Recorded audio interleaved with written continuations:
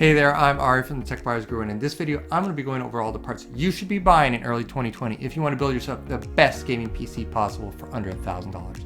It all starts with the CPU, and here I go with AMD's Ryzen 5 3600. It's a 6-core, 12-thread CPU that comes in at under $200, and it provides a lot of future-proofing.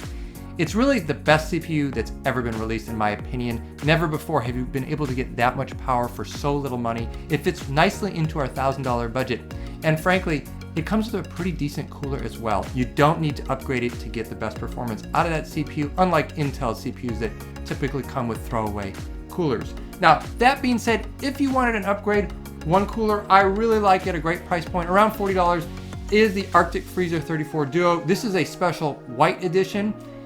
But either way, whether you get the black model, red model, or yellow model, or green model, you get a really great cooler at a great price. So if you wanted to upgrade your system to just have that custom look, go with the Freezer 34 Duo. It's a great upgrade.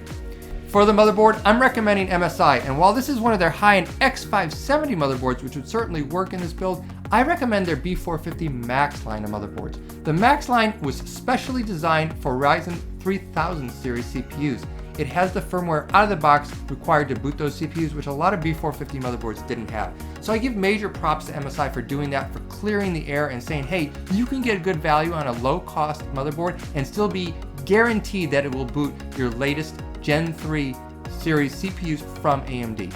So I actually like their micro ATX boards because they're such a good value. You can get one for under $80. And because it's micro ATX, you can also go with a smaller case, and I'll be returning to that in a moment.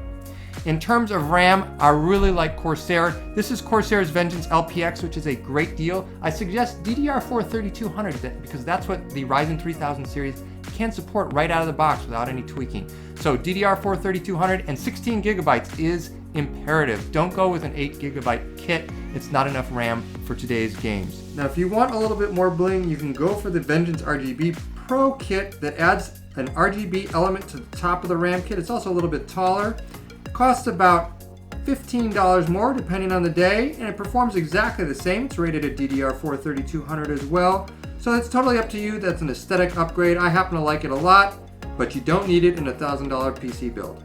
One thing I should mention to you is that I had been recommending Crucial's Ballistics line of DDR4 3206, which come in at around the same price, but actually, as I reported from CES 2020, Crucial is completely revamping its memory line, pulling all of its Ballistics lines from the current retail stock and replacing them with actually a new branded line of Ballistics RAM. It looks different, it performs different, and the price may be different, but the most important thing for you to know is you can't buy it yet. So Corsair is really the way to go at this point until Crucial actually gets its new RAM out in the retail channel. Now, in terms of the video card, AMD wins again here, and I really like the RX 5700. It has dropped in price from its original $350 price point down to around $300, and at that point, it's a mind-blowing value. Yes, AMD did just release its RX 5600 XT, which retails for like $280, but most of those models come in at $300, and it's slower than the 5700. Why would you get the new model for the same price when the older model is faster? It really blows my mind, actually, that AMD wasn't a little bit more competitive and wasn't more aware of how much its RX 5700s were actually selling for in the market at this point. The 5700 is the way to go at around $300. There is no other choice. Now, moving on to the SSD. This is going to get a little complicated. First of all, of course, no hard drives. Please don't bog your system down in 2020 with a hard drive.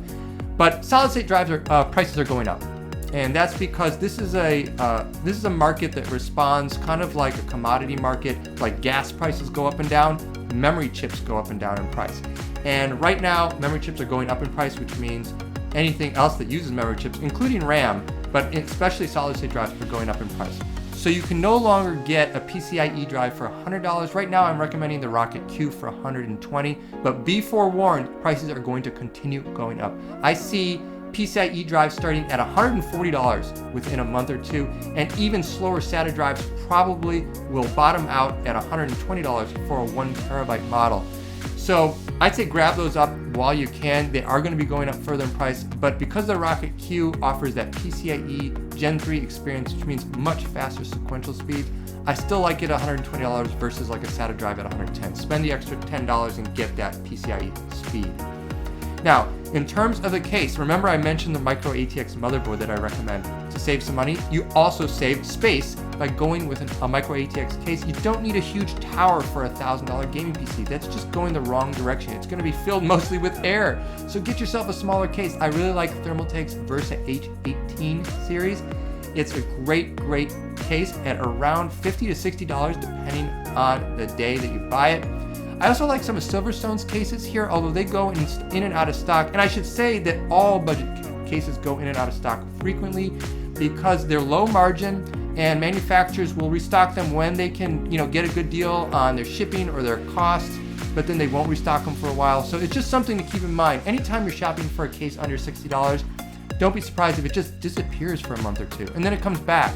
It's just because these are such low margin products that manufacturers don't necessarily want to sell them all the time, only when they can actually make a little money on it. Right now, I think Thermaltake has the best deal on a micro ATX case. Now, of course, you're gonna need a power supply, and this is another tricky area.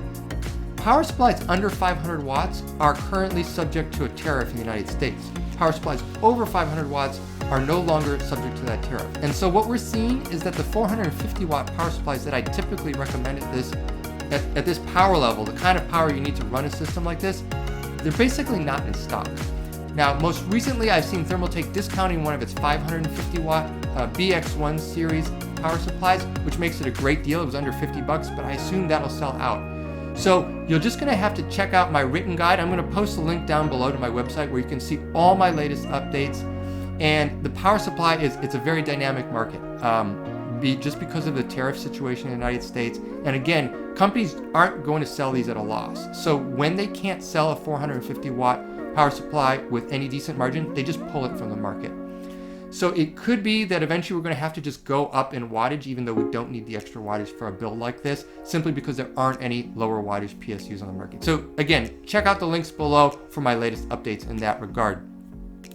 Now, of course, you're going to need an operating system. Windows 10 typically sells for between $120 and $140. I'd love to say that you can get a great discount somewhere, but don't be tempted by all these licenses that are super discounted. They're all fake or they're not legitimate. A lot of times what they are business licenses that are time limited. So they'll work when you first install them, and then maybe 2 or 3 years down the line, they'll say, oh, your license expired. Surprise, and you had no idea that was coming. So please buy a legitimate copy direct from Amazon. Yes, you have to pay a little money for it, but at least you know it's the genuine product and you want that in your system so that it doesn't just shut down someday. So with all that said, hopefully this has cleared up what you need in a $1,000 gaming PC to get the best performance. If you have any questions, post them down below and I will catch you next time.